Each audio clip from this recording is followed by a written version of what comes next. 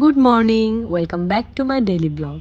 ঘুম থেকে উঠে ফ্রেশ হয়ে আমি আমার ব্রেকফাস্ট রেডি করছিলাম। এরপর একটু ঝটপট রেডি হয়ে নিয়ে হাতের কাজ বাজ সেরে, কারণ একটু পরেই আমার ঢাকা টু চিটাগাং ফ্লাইট, ঠিক 11টায়। 2 দিনের জন্য চিটাগং যাচ্ছি, কারণ আমার 2 ডেজের ব্রাইডাল মেকআপ ওয়ার্কশপ আছে। সো আমি একটু দ্রুত রেডি হচ্ছিলাম যেন কোনোভাবেই ফ্লাইট মিস না হয় অ্যান্ড জ্যামে না পড়ি।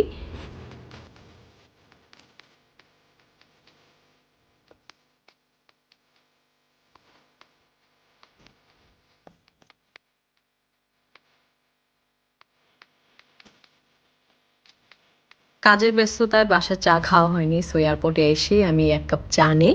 1 কাপ চা খেতে খেতে ঠিক নজর পড়লো কলিজা সিঙ্গারার উপরে। সো এটা ট্রাই না করলেই না, আমি আগে কখনো কলিজা সিঙ্গারা ট্রাই করিনি, বাট ট্রাস্ট মি, এটা এত এত মজার ছিল।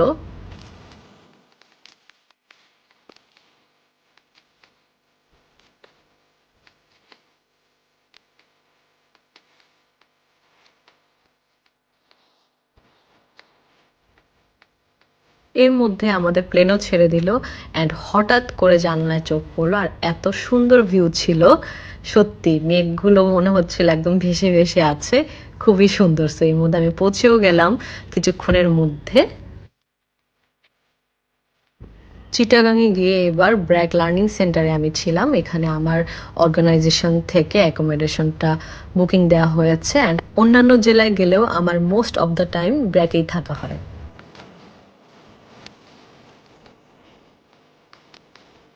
রুমটা যে এত কুটু ছিল। সো আমি এবার একটু ফ্রেশ হয়ে নিই, প্রচণ্ড খিদে পেয়েছে আমার। জাস্ট নিচের ফ্লোরেই ক্যান্টিনটা ছিল।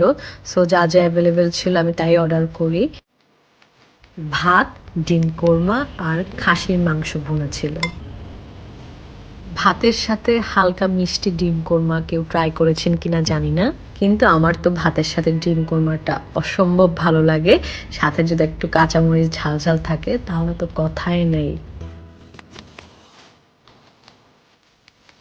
খাসির মাংসটা একটু ঝাল ঝাল আর একদম মাখা মাখা ছিল, এত মজা ছিল খেতে। এরপর একটু ওদের ডালটা ট্রাই করলাম, ডালটাও খেতে বেশ মজার ছিল।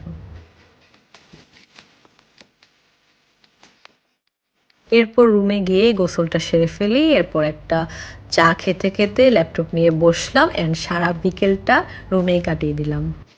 সন্ধে হওয়ার জাস্ট একটু আগে আগে মনে হলো শহরটা একটু এক্সপ্লোর করি, যেহেতু আজকের দিনটা বলা যায় ফ্রি আছি, কারণ আগামীকালকে আমার ক্লাস। সো আমি একটু রেডি হচ্ছিলাম বের হওয়ার জন্য।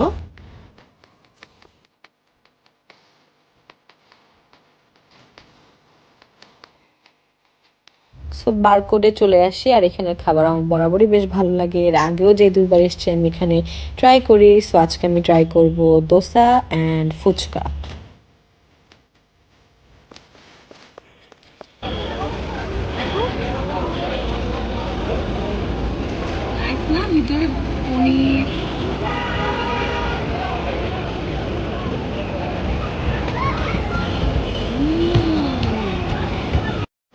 এটা ছিল শেফ স্পেশাল দোসা। এটা অনেক অনেক বেশি মজার ছিল। সাথে ম্যাঙ্গো লাচ্ছিটা ট্রাই করলাম, এটাও ফর দ্য ফার্স্ট টাইম আমার ট্রাই করা।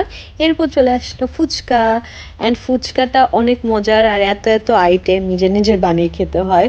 সো আমি একটু এক্সাইটেড ছিলাম কোনটা রেখে কোনটা নিব, একদম দিশেহারা বলা যায়। আমি তো লিটারেলি একটা দই ফুচকা বানিয়ে ফেলছি।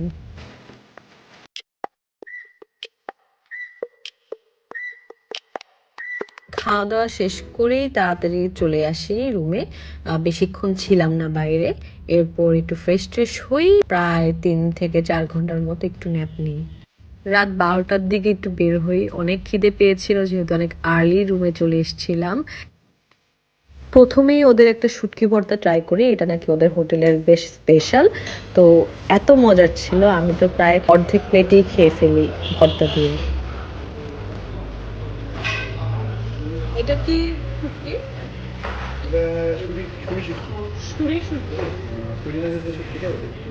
অনেক মজা। কেমন মামা খেতে? ভালো না? এটা হচ্ছে যে কাতল মাছ, রুই, কাতল, পাঙ্গাস মাছের যে পেটের অংশটা ওইটা আমার খুব পছন্দের।